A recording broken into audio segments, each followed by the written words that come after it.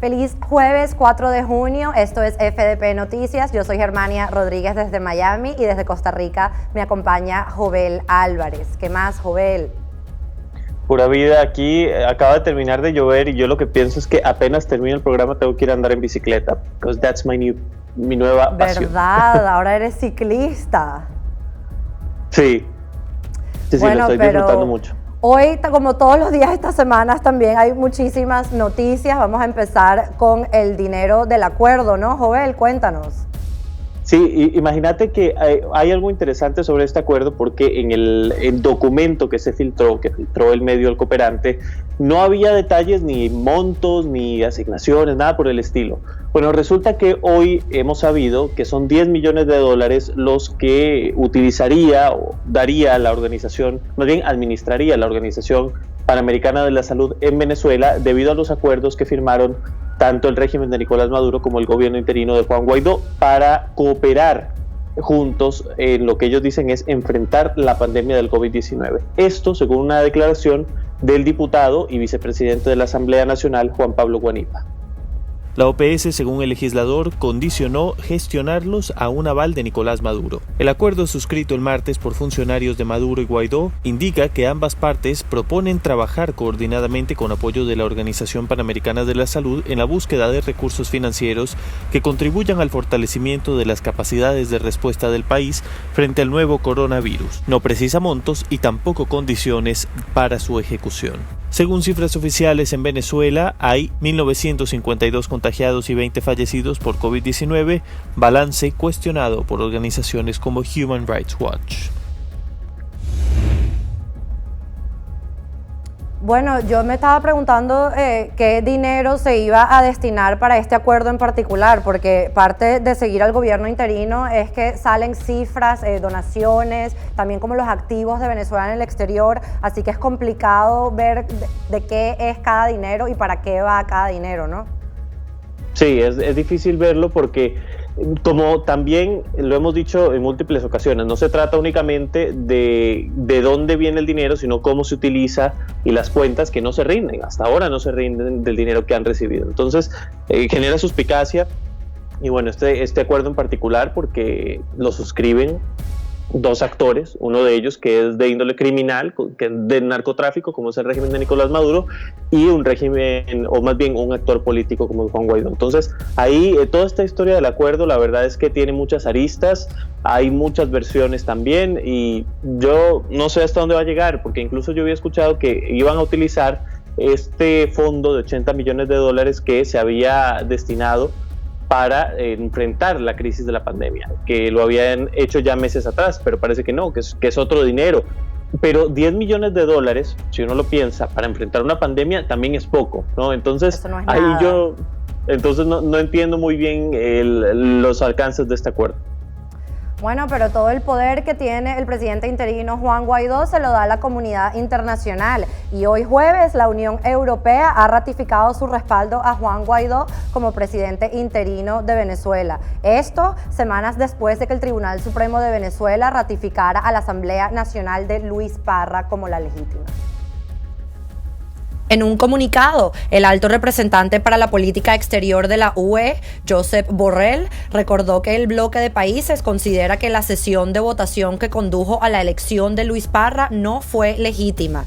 El texto del alto representante señala que esta votación no respetó el procedimiento legal ni los principios constitucionales democráticos. En el comunicado, la Unión Europea también rechaza las violaciones del funcionamiento democrático, constitucional y transparente de la Asamblea Nacional. Según el fallo del Tribunal Supremo de Justicia, queda prohibida la instalación de un parlamento paralelo o virtual. La creciente represión política y el deterioro de la situación de los derechos humanos siguen siendo inaceptables, agrega el texto.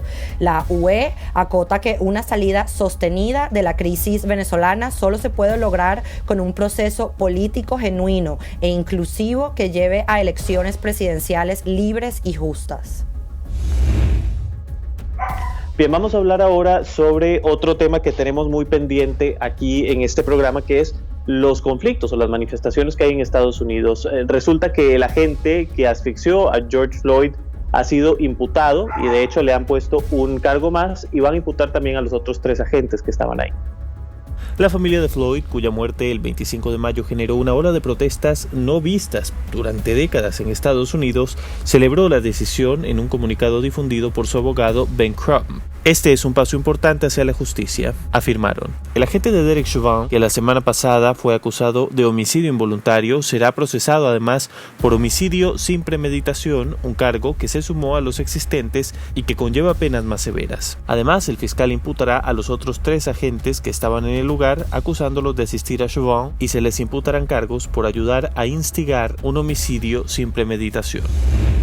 Vamos a seguir hablando de Estados Unidos. Esta nota es de un personaje que ha acaparado todos los titulares de hoy aquí en Estados Unidos. Se trata del primer secretario de Defensa de la administración de Donald Trump, el general James Mattis, que es uno de los más condecorados en la historia de los Marine Corps aquí en Estados Unidos. Pues James Mattis ayer criticó públicamente al presidente de los Estados Unidos, mandándole un mensaje a la revista The Atlantic. Vamos a ver. Según Mattis, Trump es el primer presidente que no intenta unir al pueblo estadounidense, ni siquiera finge intentarlo. En cambio, trata de dividirnos.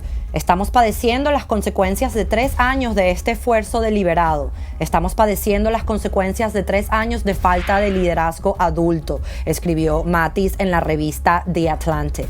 El lunes, Trump movilizó al ejército y a los antidisturbios para desalojar una protesta ante la Casa Blanca y poder salir a la calle a tomarse una foto ante una iglesia cuyos bajos habían sido incendiados el día anterior.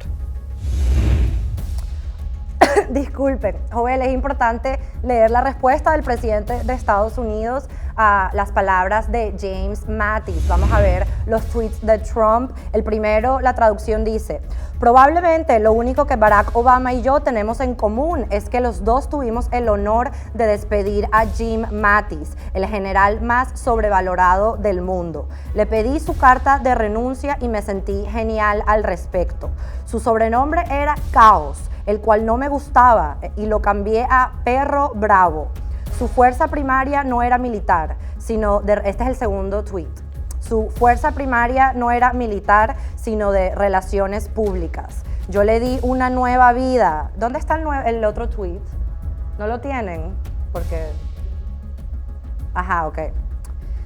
Yo le di una nueva vida, cosas que hacer y batallas que ganar, pero él casi nunca traía el tocino a casa.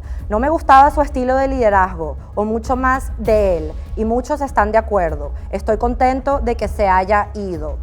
Joel, después de que el presidente Trump mandara este mensaje, el también general Kelly, que era el jefe de su gabinete, salió a defender a James Mattis y dijo que el presidente no parecía que se acordaba de cómo fue la salida de Mattis de la Casa Blanca. Pues Kelly, como Mattis, dice que él renunció, mientras que Trump dice que él le pidió la renuncia. Yo no conozco mucho los entresijos de este caso particular, sin embargo, mientras estaba escribiendo la nota, vi que hubo una reacción porque ya Trump había dicho que Mattis era sobrevalorado. Entonces él respondió de una manera muy curiosa en un discurso y dijo que esa misma palabra, overrated, la había usado Trump para calificar a Meryl Streep, por lo que Mattis se consideraba el Meryl Streep de los generales. Es verdad, pero Joel, aquí lo importante es que Mattis es nada más uno más de los ex empleados de la administración de Trump que ahora dicen que el presidente de Estados Unidos es un peligro para la constitución de este país. Bueno, pues habrá que estar atentos, y más en momentos en los cuales se unen dos situaciones tan difíciles como son estos conflictos y la pandemia, que también ocupa nuestra atención, y de hecho vamos a revisar cómo están los números del mapa en este día. porque siguen avanzando 6.588.761 casos a nivel mundial. Estados Unidos sigue a la cabeza y parece que seguirá así por un tiempo al menos, con 1.867.595. Brasil ya va llegando a los 600.000, tiene casi 585.000. Rusia con 440.000 y el Reino Unido con 283.000. Aquí, por ejemplo, podemos ver, y es curioso, que el segundo y el cuarto lugar corresponden a países que, en primera instancia estaban en contra de medidas de distanciamiento social, como era el Reino Unido y Brasil. El Reino Unido posteriormente rectificaría, e incluso Boris Johnson, como sabemos, se contagió y estuvo bastante grave. Después tenemos el número global de muertes, que va por 388.416.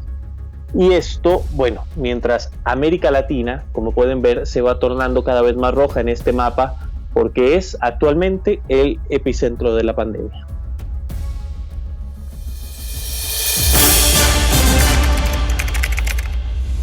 Hablemos de México, uno de los países más poblados de Latinoamérica y por ende uno de los más afectados. México por primera vez ayer reportó más de 1,000 muertes. Con estas nuevas muertes, el número de casos positivos ahora está en 101.238. Las cifras se conocen en momentos en que el país reinicia actividades tras el confinamiento por la pandemia. El incremento diario fue de 1.092 decesos, más del doble que los 470 fallecimientos reportados por la Secretaría de Salud el martes. Los nuevos contagios diagnosticados fueron 3.912 para un total de 101.238. El director general de epidemiología, José Luis Alomía, detalló en conferencia de prensa que los fallecimientos ocurrieron a lo largo de varios días. Hugo López-Gatell, el subsecretario de Salud y responsable de la estrategia contra el nuevo coronavirus, dijo el pasado viernes a la AFP que ve probable que México alcance los 30.000 decesos por la pandemia, aunque no especificó en qué periodo. Hablemos ahora sobre el Perú, este país de América Latina que es el segundo más afectado de momento por el coronavirus. Estamos muy atentos porque incluso se está reportando escasez de oxígeno en este país, por lo cual el gobierno ha dicho que va a tener que importar incluso este elemento básico para la pandemia. El sistema hospitalario peruano está al borde del colapso y ante la escasez de oxígeno en hospitales, muchos familiares de enfermos han tenido que comprar plantas privadas para proveer a sus seres queridos. El balón de oxígeno cuesta al menos unos $1,100 según tiendas en línea. Recargar estos balones, que duran entre 12 y 24 horas, cuesta entre $52 y $60. Por otra parte, algunas empresas químicas y mineras han colaborado donando mini plantas o balones de oxígeno de uso industrial. Perú, segundo país de América Latina en número de contagios de COVID-19 detrás de Brasil, superó este lunes los 170.000 casos confirmados con más de 4.600 decesos según el balance oficial. Vámonos ahora a Ecuador, particularmente a la segunda ciudad más grande del país y la más afectada, Quito, que empezó el miércoles a reabrir sus actividades después de 11 semanas de cuarentena. En la capital se reanudó el transporte urbano, también como el trabajo presencial con 50% del personal. También reabrieron restaurantes y centros comerciales. El toque de queda, que había de 11 horas, se ha recortado a 8.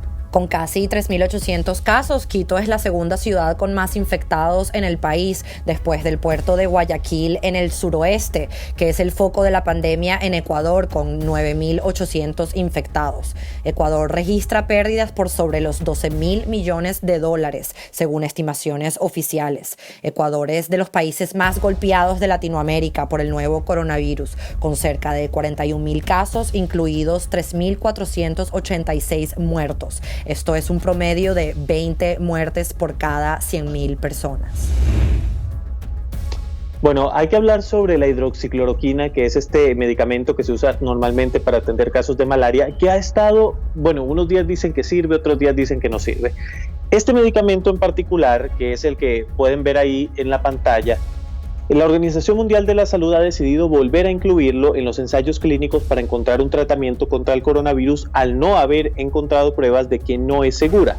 El director de la organización explicó que se tomó la decisión de suspender temporalmente el ensayo como precaución al aparecer informes sobre un posible aumento de mortalidad entre los pacientes.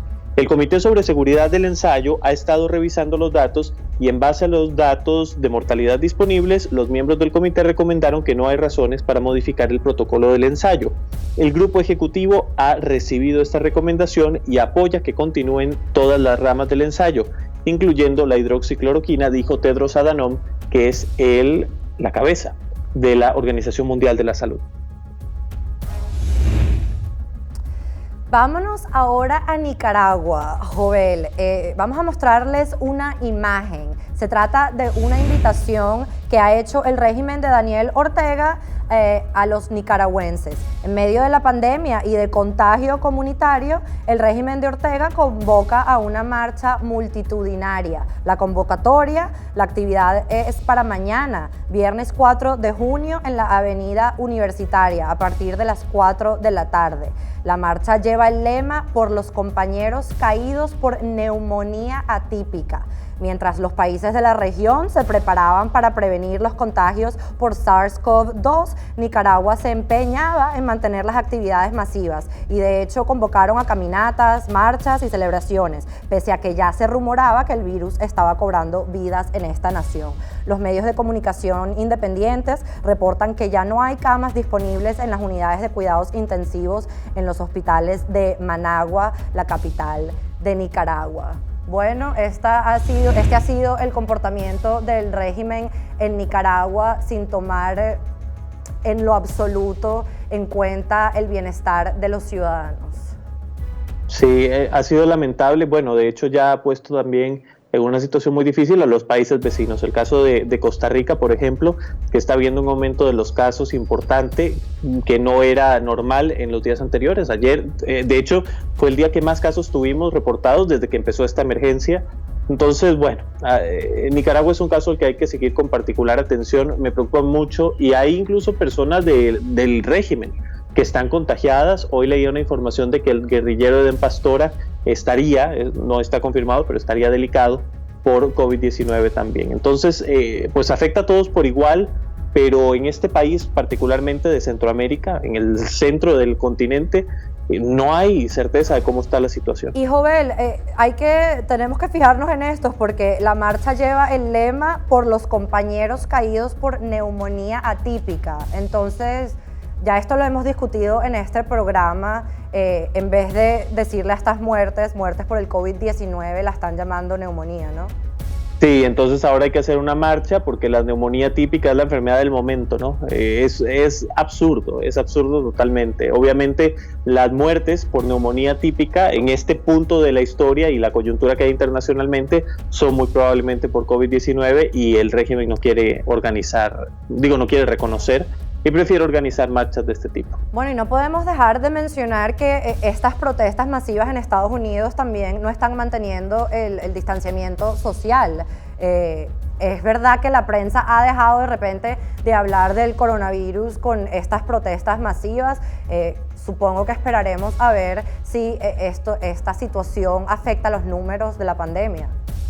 Sí, habría que ver, porque con un contagiado que haya habido en esas protestas puede diseminarse este virus muy rápidamente, así que esperemos que no. Jovel, la autopsia de George Floyd, el hombre asesinado que ha sido la flama de todas estas protestas, resulta que dio positivo por el coronavirus.